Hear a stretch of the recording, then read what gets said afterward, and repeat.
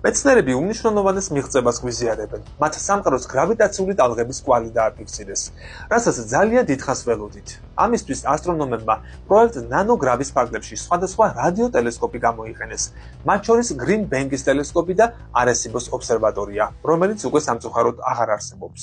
გრავიტაციული ტალღების არსებობაზე, რაც აინშტაინის ფარდობითობის თეორიასთანაა თანხმობაში, მეცნიერები ბოლო რამდენიმე 10 წლეულია მსჯელობენ. ისინი მასიური ობიექტების შეჯახებისას წარმოიქმნება.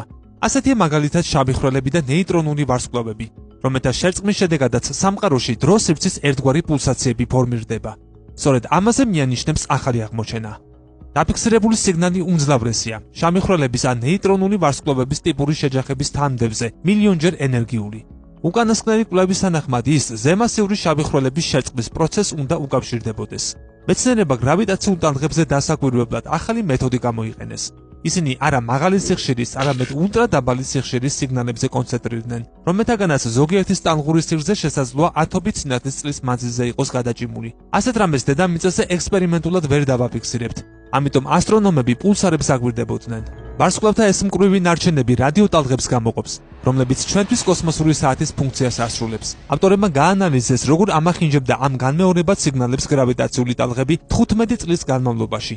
საერთო ჯამში მათ 67 პულსარი შეისწავლეს და გრავიტაციული ტალღების კვალსაც მიაგნეს.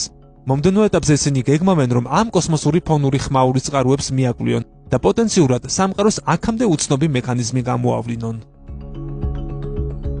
გამოიწერეთ ჩვენი YouTube არხი. ლინკი ჩაშენებულია მთავარ გვერდზე YouTube-ის სიმბოლო აიკონში.